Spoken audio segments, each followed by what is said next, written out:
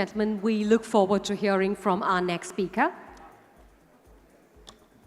Our next speaker is an architect, an urbanist, and an academic who has crisscrossed disciplines, professions, and institutional boundaries to explore how architecture, urban design, and urban planning can actually enrich the lives of people in India's cities.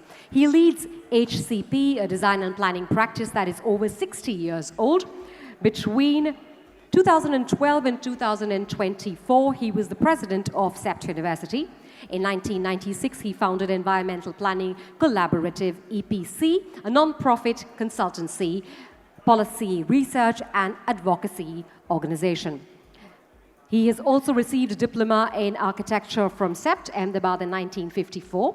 He received a dual master's in the architecture and city planning in 1998 and a PhD in city and regional planning in 1995 from the University of California, Berkeley. Ladies and gentlemen, we are extremely privileged to hear from Mr. Bimal Patel. Ladies and gentlemen, please make some noise for Mr. Bimal Patel.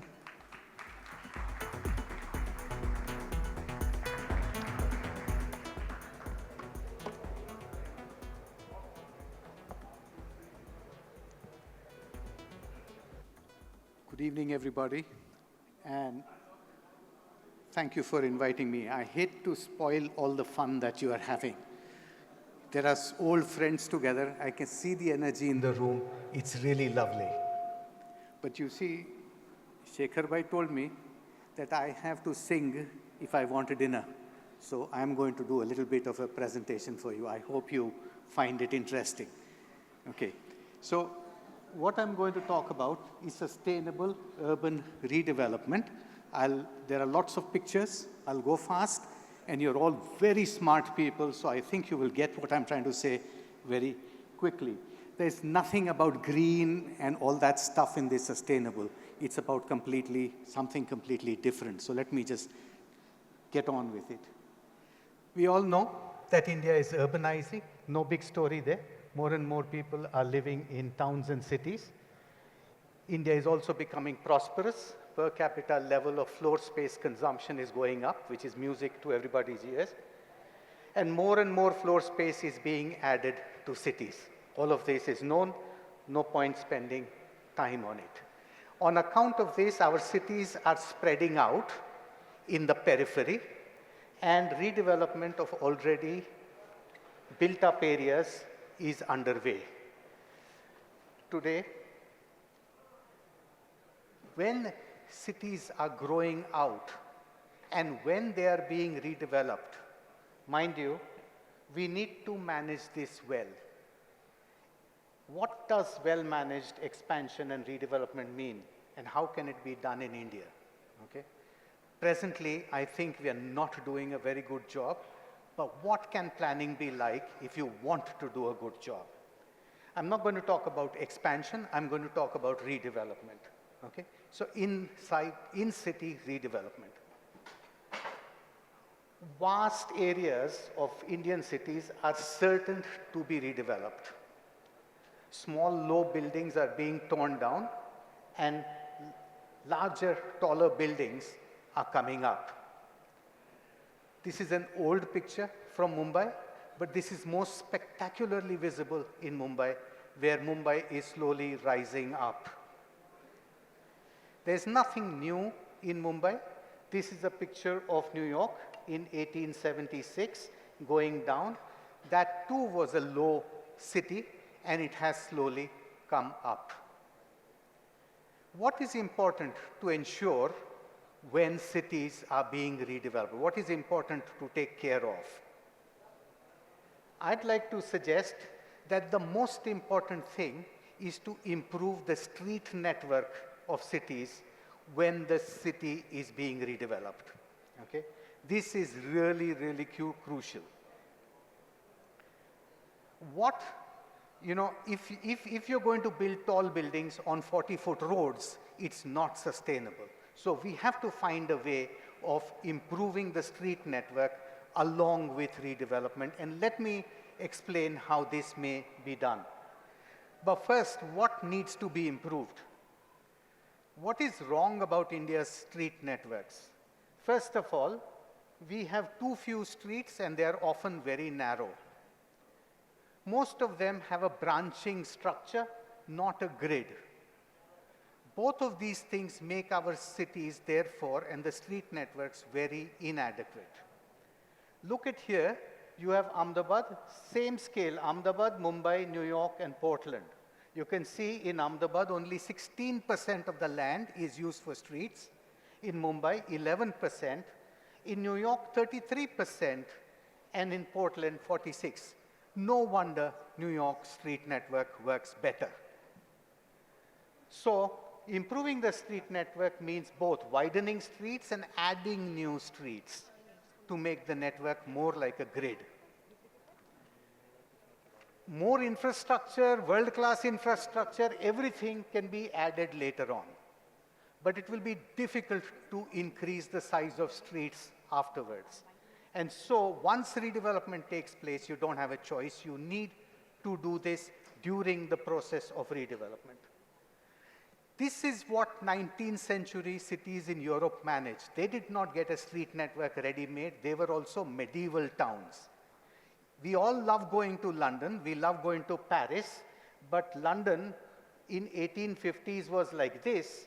All these black streets were added at that time. They were added during the process of London's redevelopment. Regent Street, which we all like to go to, was also added in the 19th century. It was not something, and it was added in the middle of an existing city. And this is what we see today, lots of streets. Paris used to be a medieval walled city. In it, so many streets in black are shown here. They were all added during the 19th century, and that is why Paris has the grand boulevards that we go to today. When thinking of improving Indian street networks, 5 things must be kept in mind. 5 things must be kept in mind. Okay? First, it is impossible to forcefully acquire land. So if somebody tells you forcefully acquire land, forget it. It's never going to work. So this we should put aside, and I'm sure you will all agree with it. Okay, so I'm not going to propose acquiring land. Second, and this is very important, and I hope you will pay attention to this. This is a really important feature of Indian cities. Indian cities have a lot of underutilized land, and it is all land in the private domain. We need to bring it into the public domain. What do I mean by this? Let me explain. And we need to do this voluntarily. Let me explain what I mean by this. This is my city. This is Ahmedabad. You can see the river there. You can see the stadium in the center of city. This is bang in the middle of the city. Okay? But if you look at this 1 square kilometer area, in the middle of the city, you can see on the right-hand side on the map, you can see it's bang in the middle. And you see this 1 square kilometer area.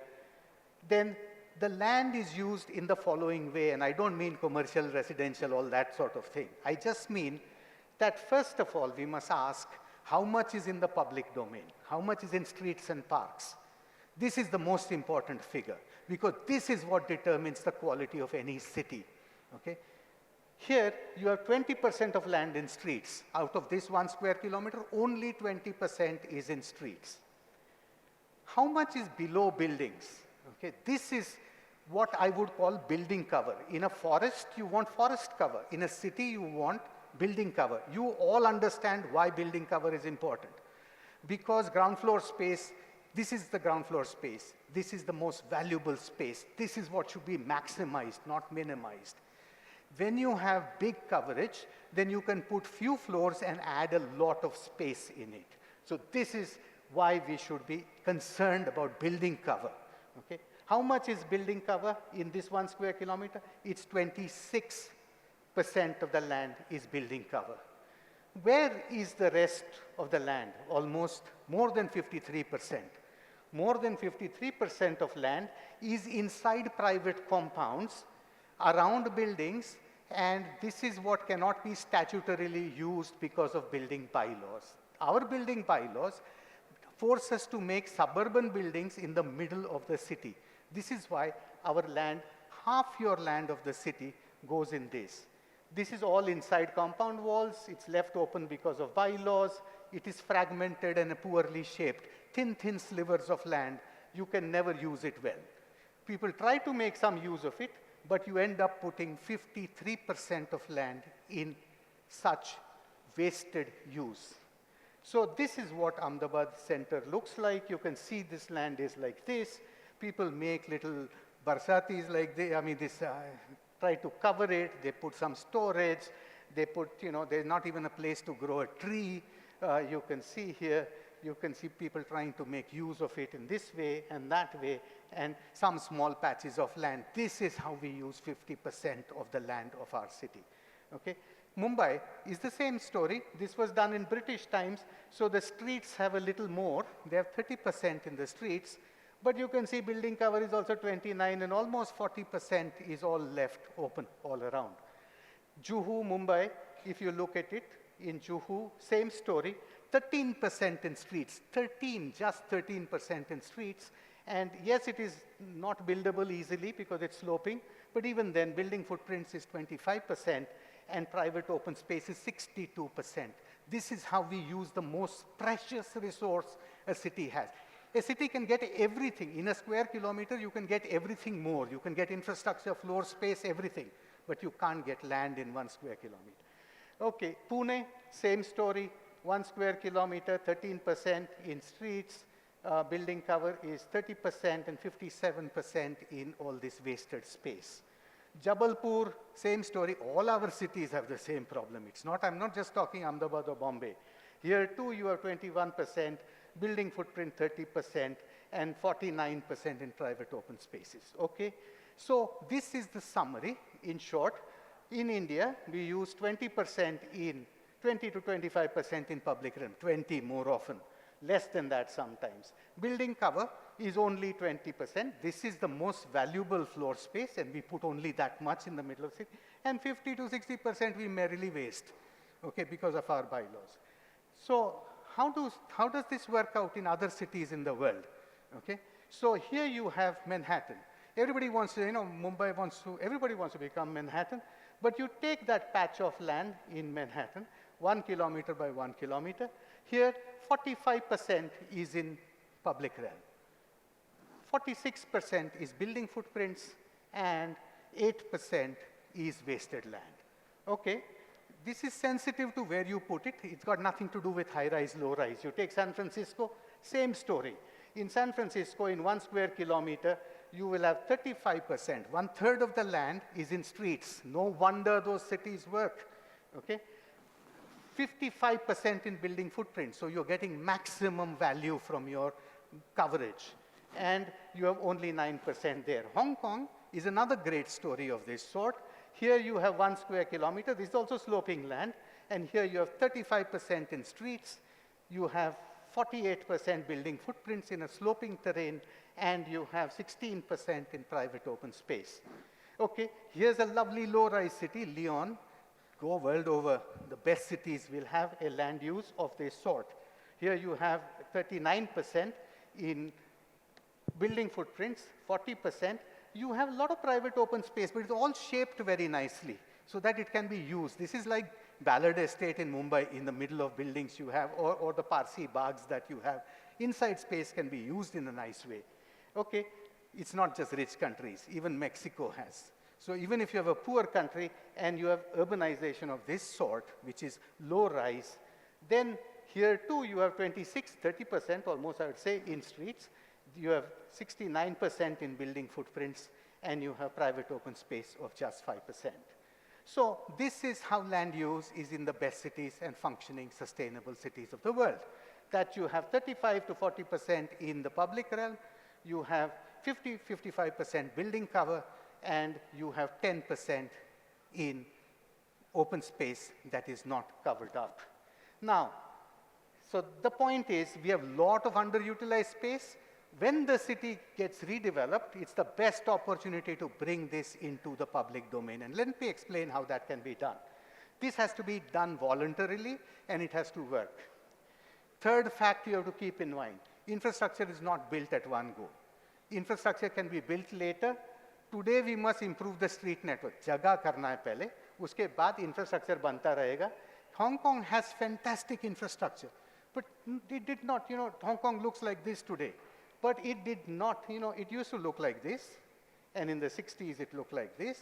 And then it looked like this. Cities build infrastructure over a period of time. Nowhere do they build it in day one. But space you cannot get afterwards. Okay, same with New York. You take Times Square. This is what it used to be. Then there were horse carriages, and then there are cars, and now it has become pedestrian. So cities evolve, but the space cannot come out by itself. We must remember that we are a poor country. We have started growing. This is the GDP per capita of India. You can see it has been growing rapidly in the past, but you should just compare it to China's, which has grown hell of a lot. We can't have that infrastructure today, but we must do what we can. And then you compare with the United States, we can't have those cities today, but we must build the foundations for that. Okay, third thing I said is infrastructure. Don't worry about that. First, worry about the space. Fourth, once you have a robust street network, lot of floor space can be added. Today we don't like to add floor space. We are worried about congestion. But once you have a street network, look at San Francisco in 1939. It used to be a low-rise city. And here's a view from top 1939. You can see from the shadows you can make out it used to be a low-rise city, but it had a great street network. So later on, by 2004, lots of high-rise buildings had been built. So here you have a wonderful high-rise downtown, which came up much later. So first get the streets, and then you can put in the floor space as much as you want. Fourth, once you have, so that's what I said. First get the street, infrastructure comes later. Fifth, this I tell to my planning friends, city building is a messy, incremental, uncoordinated, long-term activity propelled by commercial interests. Good planning has to accept this.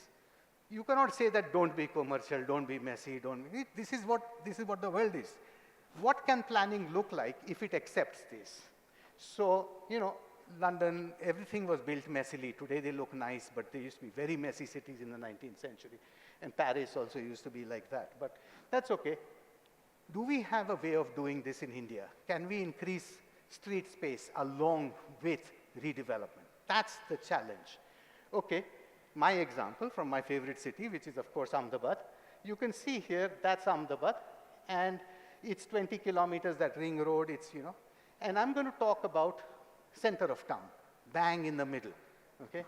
In that place, this is bang in the middle, and I'm going to talk about this 1.25 square kilometer area, okay? That's considered to be Ahmedabad's center, business district, okay? And it is 1.25. You can see there are two white lines running. That is, the metro was going to be there. Now it has shifted a bit, but this was done at that time. Red line shows you the 1.25 square kilometers. You can see the riverfront, etc. So this is middle of Ahmedabad. Okay. Over time, demand to build floor space has been intensifying, like in every city in India. Okay. But because of traffic congestion, etc., FSI was kept low. Okay. So, but is it really congested? It used to look like this. This is like some garden city. A real downtown looks like this. It cannot look like the other one. Okay? Look at this one. That's what you call a downtown and a central area of any city. You cannot call Ahmedabad central. Okay, so this is what it used to look like. And, small buildings would be broken down, and some slightly bigger buildings would be built. This is hardly a way of building a city worth its name. Hardly can you build this. So Ahmedabad city center, like many Indian cities, is not congested. It is just poorly planned. And what I told you is absolutely important. We are just wasting land there. That is why it is poorly planned. So you can see the maximum permissible FSI plot-wise was 1.8. When planners look at it in a gross sense, so over the 1.25, it was an FSI of 1. It's very easy to calculate. In the public domain, there is only 22% land, and building footprints cover only 25, and the rest of the land is all wasted. This is the story I already told you before. Okay, so why can't we have dense, well-planned, well-serviced city centers? Okay, so this was the work we did with AUDA and with AMC, and that is what I'm trying to explain to you. So this is the development plan of Ahmedabad. And in the center, you can see that on the right-hand side, the blue-colored area, that is that 1.25 square kilometer area. What the first thing was done was FSI was increased. Now, this is very easy to do. You know, little bit of pressure, little bit of metro line, aane wala hai, ye hai, wo hai, karo badhao, and the FSI gets increased. That is an easy thing to do. Okay, so 5.4 FSI was done, and every city in India is doing that. The point is, can you do sustainable redevelopment? Along with that center of town, FSI was increased also along all the rapid transit corridors. You can see all these orange colored corridors were also increased. This center was also increased. And this is a wise thing to do. Seoul, if you look at Seoul, Seoul has the same sort of story. This is the metro lines, the blue lines that you see. The red points are the highest FSI areas. So yes, you must, wherever there is metro, you must have high FSI, no question. Question is, what after that?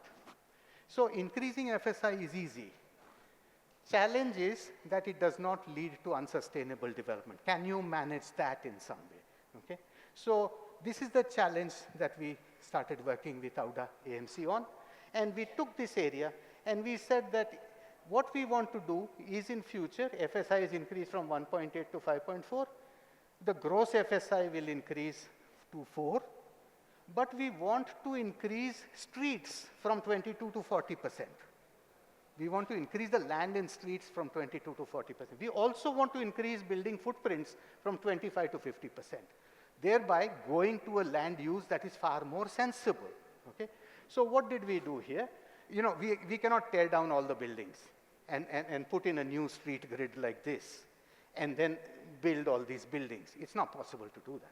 This is a slow process. It will happen over 20 years or 10 years, depending on the economy. But we have to put a plan in place that reaches to that area. Okay? So here you are. Any sensible planning strategy should have these many principles in place. I'm sure this audience, I don't have to argue about this.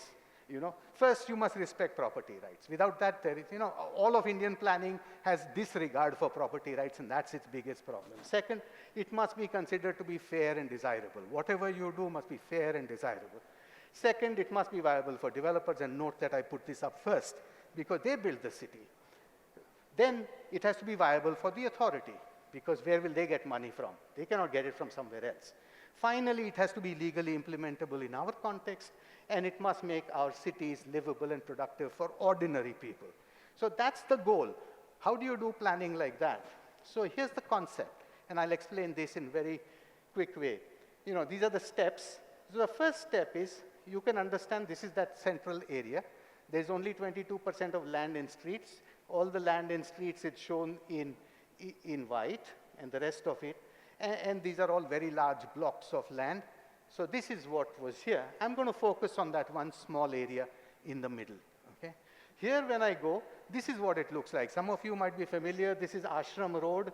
Behind is riverfront. You can see Millowners Association building there, very old sales tax bhavan, and various other buildings. This is the scatter of buildings that used to be there, at least when I made this presentation. Okay? This is a very large block. I'm going to talk about this one. Here you say, the first thing we do is to see wherever we want street widening of this sort. So existing streets we want to widen and carefully draw lines for widening that usually do not affect buildings. Then we put in new streets like this. None of this is to be acquired.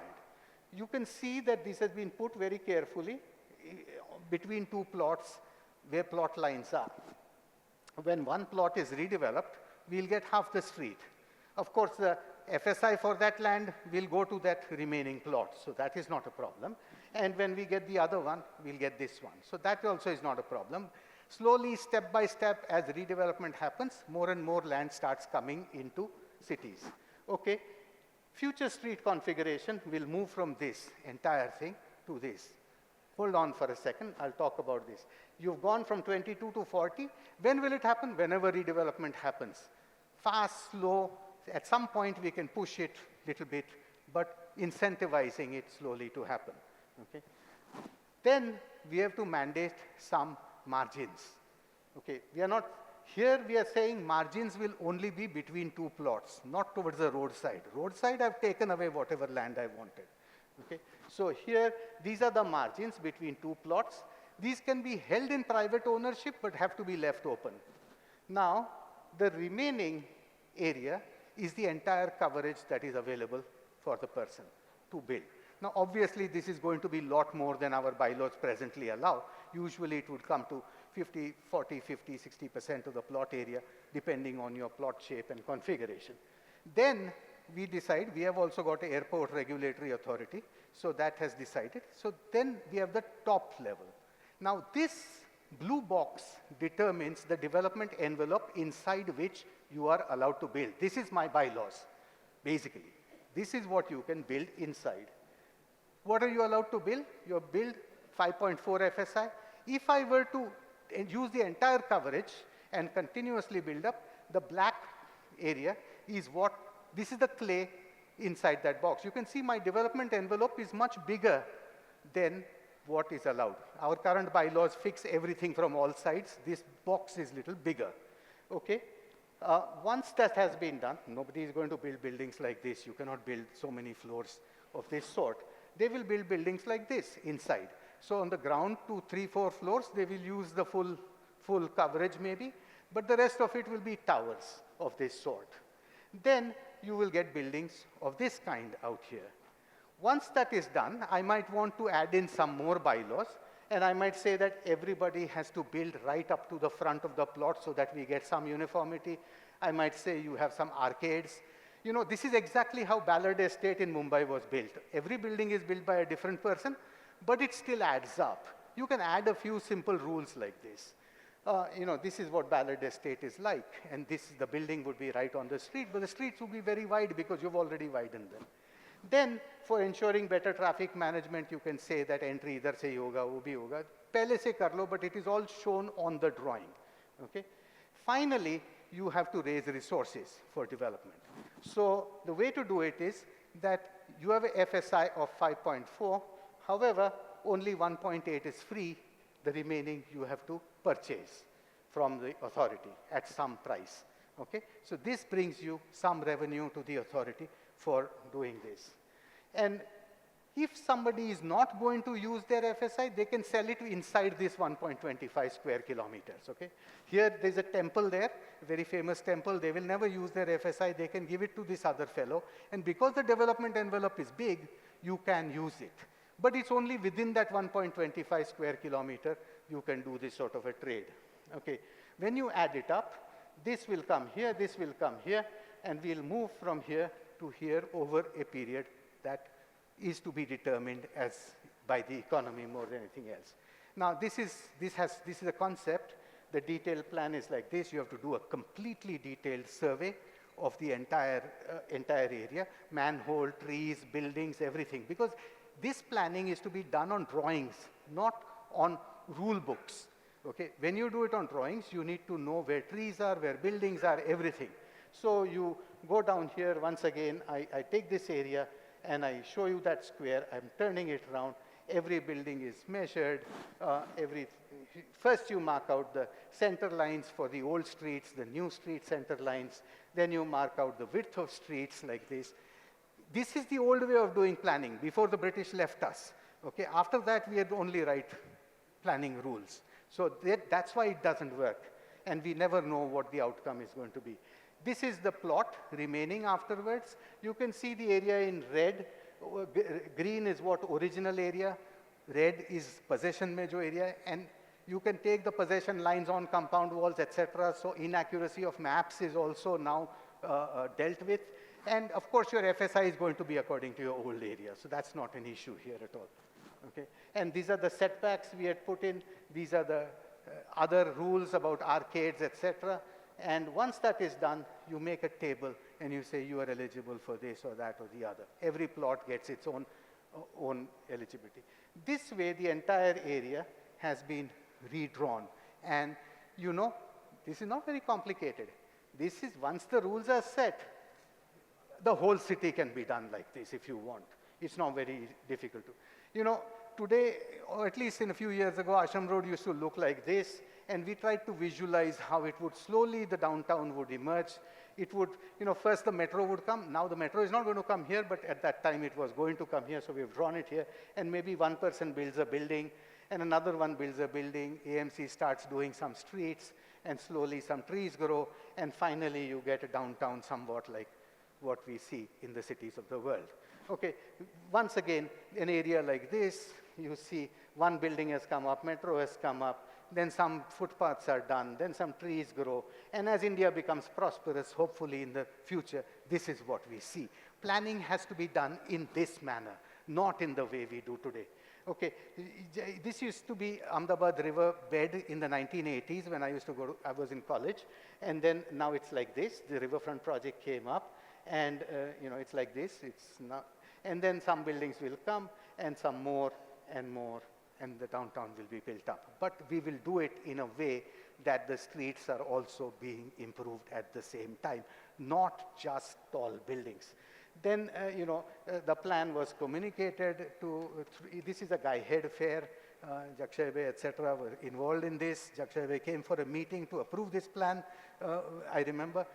I told the authority that actually the developer should approve the plan, not somebody else, no?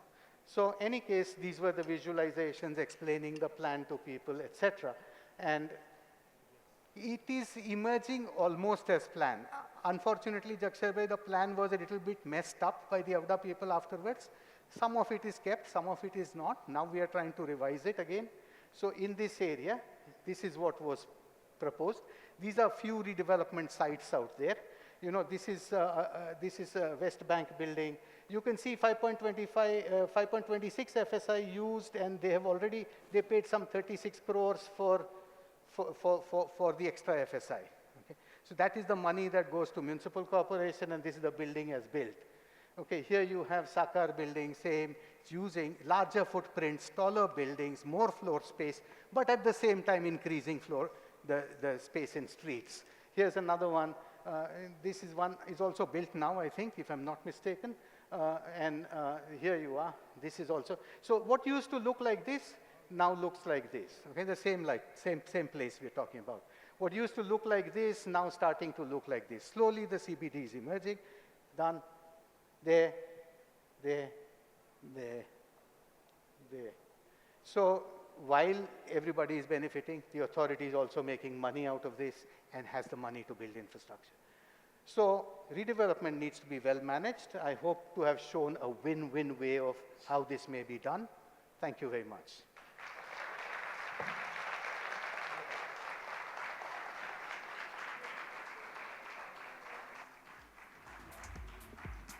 Thank you very much, Mr. Patel, for literally giving us the lay of the land. I thank you for that. And up next, ladies and gentlemen, we have another presentation, and this one is from one of our sponsors. But before that, ladies and gentlemen, a big thank you to Mr. Patel. And I request Mr. Girish Pillai to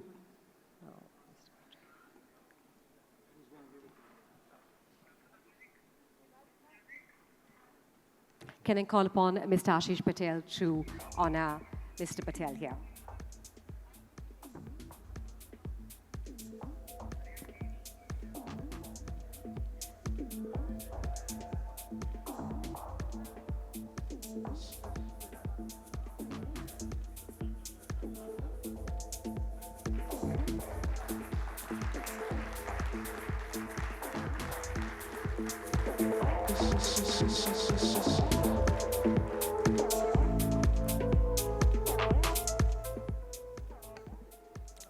Thank you very much, gentlemen.